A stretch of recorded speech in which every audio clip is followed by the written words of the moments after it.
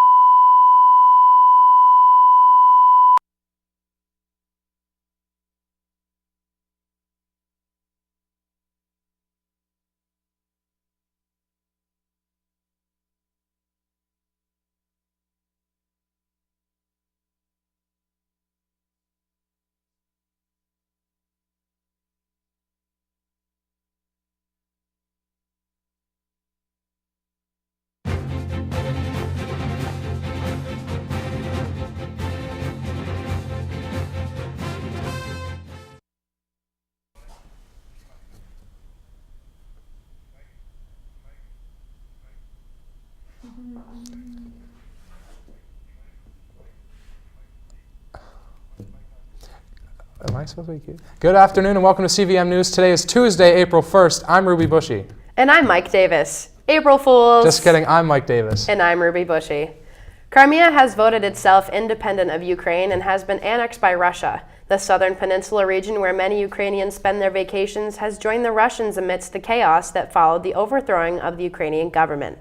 Along with many of the people of Crimea, many Ukrainian officers and soldiers, especially those in Crimea region, have defected to the Russian side. As tensions mount, Ukrainians old and young are signing themselves up for their nation's military to defend their country if need be. Nations from around the area are fortifying their borders with armed forces in case of any widespread violence. On Monday, March 31st, North Korea announced that live fire drills will be taking place on the 7 parts of the border area. South Korea claims that they will fire back any of the northern Korean shells that hit territorial waters. This area has been a major flashpoint between the two Koreas. North Korea continues to ignore the western border that the UN established after the Korean War. The last time an incident like this happened was in 2010. Vermont officials will be sending a plan to reduce the stormwater runoff into Lake Champlain to prevent costly federal intervention. Plans were sent to the Environmental Protection Agency on Monday. Officials state that the runoff is polluting Lake Champlain, thus creating algae blooms, decreasing the tourist visitation, and increasing water treatment costs. The plans are to enhance the water quality by adding additional stormwater treatment for developed areas, which would improve the management on rivers and floods. Government Peter Shumlin is expected to sign a letter to commit to the state plans by the end of April. March is now over, but the madness it created is still upon us. As the bulk of the NCAA men's basketball tournament has finished, it's had some surprises. Number 8 seeded Kentucky rode a hot streak to the Final Four after beating the number 1 seed Wichita State 78-76. The other Cinderella team this year is UConn Huskies, who defeated Michigan State 60-54, one of the more overwhelming favorites going into the tournament. The Final Four consists of Florida, Wisconsin, UConn, and Kentucky. The games will be played this Saturday night. Tiger Woods will be forced to sit out of the Masters tournament after undergoing surgery on Monday for a pinched nerve that has been bothering him for months. Woods, a 4-time winner of the Green Jacket, made the announcement on his website earlier in the week. The injury had already caused Woods to withdraw from the final round of the Honda Classic and to miss the Bay Hill Invitational last month. Woods last won the Masters in 2005 but has been stuck at 14 major championships since '08. He is currently 4 away from tying Jack Nicklaus' career record and is 3 PGA Tour titles short of Sam Snead's career record of 82. Woods hopes to return to competition by this summer. For you Sox fans, it's finally that time of year again. The 2013 World Series champions opened up yesterday in Baltimore. There are 25 members of the team this year, including 12 pitchers, 2 catchers, 6 infielders, and 5 outfielders. The Red Sox opened up against Baltimore at Camden Yards, but took the loss 2-1 and will look to bounce back strong against Baltimore tomorrow and Thursday night. The Lady Spartans lacrosse team was able to once again show its dominance in NAC play as they took care of Maine Farmington over the weekend with a final of 19-5. But the real story was the play of freshman Kim Goslin, who not only scored 3 goals off the bench, but added 2 assists as well. Goslin was awarded the NAC Rookie of the Week. She came off the bench to give Castleton the extra spark they needed to finish off their conference opponents. This is the second time this season that a Castleton player has taken home the award, with Grace Johnson winning the award just 2 weeks ago. The Spartans will look to keep their momentum going when they welcome in Williams College on Thursday afternoon. Castleton College history professor and department chair Andre Fleisch was recently awarded the Southern Historical Association's 2013 James A. Raleigh Award for his book titled The Revolution 1861, The American Civil War in the Age of National Conflict. The award is being given biannually to distinguished book dealing with succession and/or the sectional crisis published over a 2-year period at the annual meeting of the Shaw in St. Louis. Fleisch's book shows the influence of European revolutions on the American Civil War while sharing the stories of immigrants from all over the world who fought in different revolutions. On Tuesday, April 15th, Christopher O'Reilly, recognized as the leading American pianist of his generation, will be performing a variety of music ranging from REM, Portishead, Pink Floyd, and Nirvana. And finally, on Thursday, April 17th at 12:30 p.m., Paul Kafer will be introducing the community to a new field of study, which is critically probing, artistically diverse, and socially meaningful complement to other music classroom offerings like the music theory composition, history, and an ensemble performance. Burlington entertainer DJ Nasate sadly passed away Saturday morning. Nasate has been battling cancer since last spring and hasn't performed since last April. Nasate moved to Vermont to start his DJ career in 1992 and has been a Vermont favorite ever since. Nasate performed frequently at venue and occasionally up in Montreal. Nasate will surely be missed. Are you into 80s music? Fleetwood Mac will be back on tour this spring with band members Christine McVie. She has not been with the band since '98, but they've performed shows without her due to Miss Vicky's missing her native England and her fear of flying. Last Thursday on the Today Show, Christine said yes to rejoining the band with all 5 classic band members on board. They will be on tour this spring. For more information about the tour, you can visit the website at http://www.fleetwoodmac.com.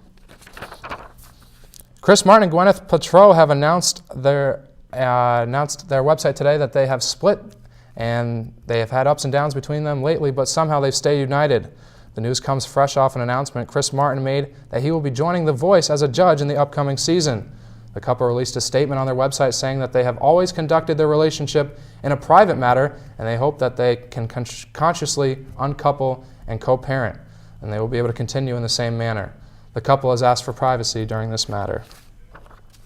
Thanks for joining us today, folks. I'm Ruby Bushy. And I'm Mike Davis. Have a great day.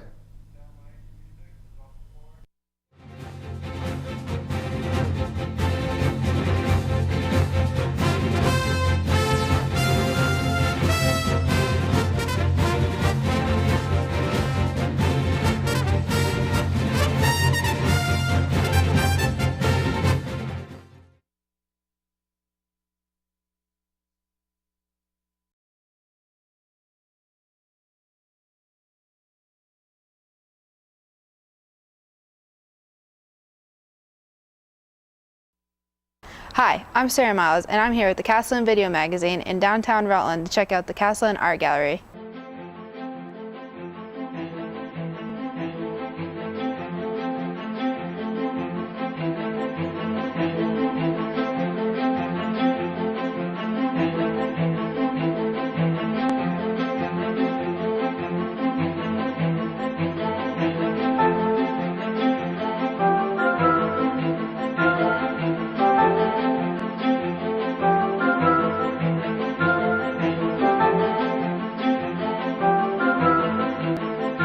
There are 4 pieces of video that I know of, 3 of them by Shelley Warren and 1 of them by Leslie Burns.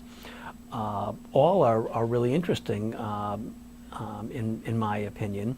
But I myself worked on the 3 that Shelley Warren did. And what I did with them is she gave me some footage and asked me to do specific things in the footage, in some case insert pieces of video inside a larger piece of video.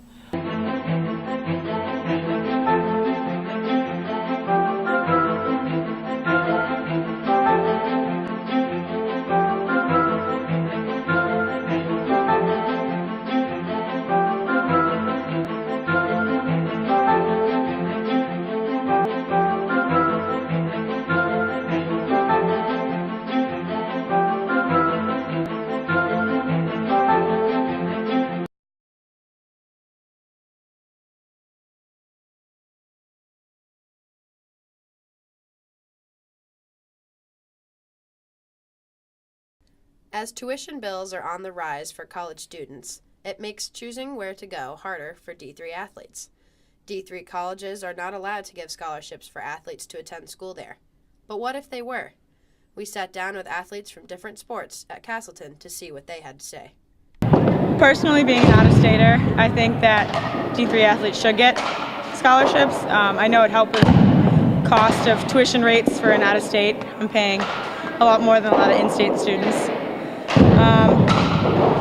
Financially, I just think it'd help a lot. You might recruit more out-of-state kids because of the financial aid given. Potential athletes from Division III schools are having to choose whether they want to stay in-state, where it may be cheaper, or going out of state, where it could be more costly.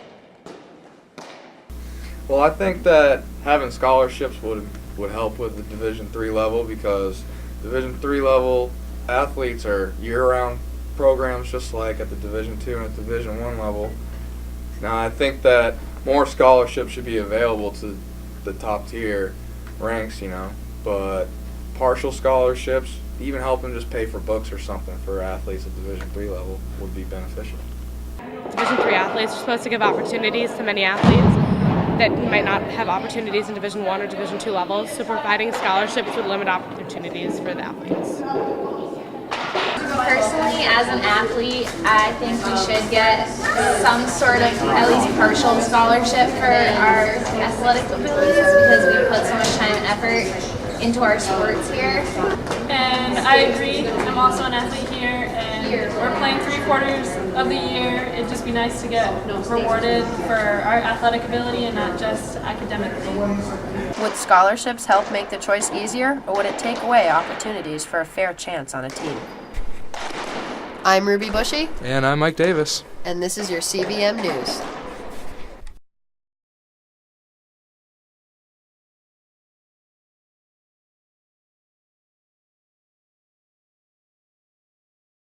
Hi, I'm Derek Langlaze, and I'm asking Castleton students what they think about soundings. I think it's a really stupid system. I feel like it forces, I get the whole point of it. It's supposed to expand one's worldview. You're forcing students who are already laden with work to have to set all that work from classes aside to go attend an event that they might not necessarily be able to do. Also, just the system of it, like I've had people complain that, their classes don't allow for them to go to soundings, or they can't afford tickets. And I know soundings tickets are supposed to be free, but not always are they given to you for free. So soundings is cool, but it kind of sucks that it takes that half credit, stupid half credit thing.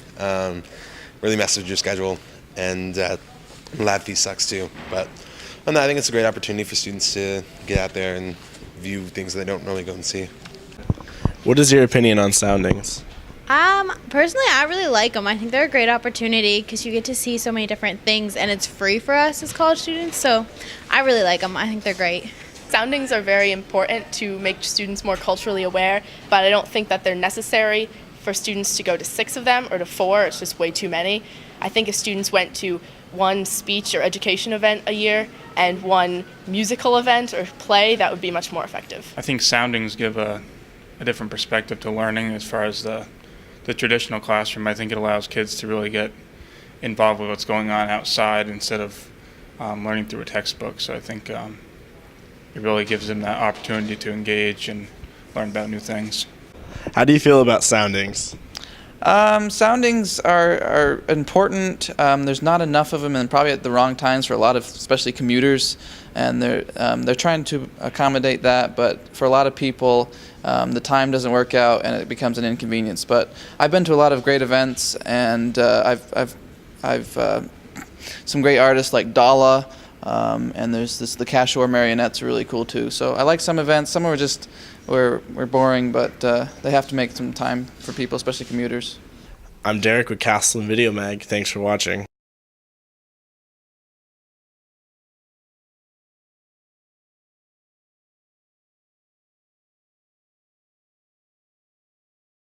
Human fishing for humans.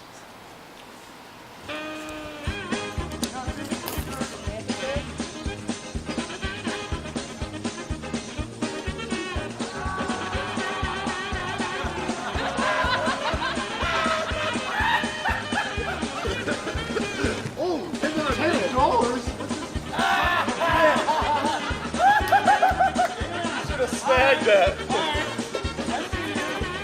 I see you. I see you. I see you.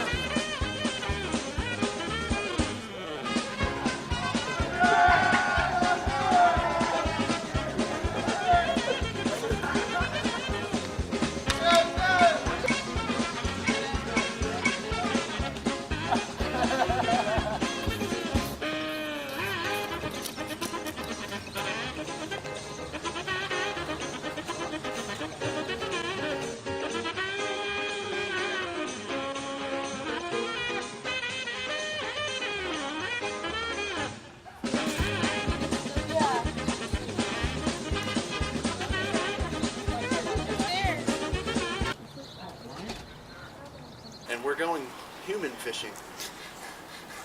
And We're we're humans. And we're going human hunting. Wait, never mind. And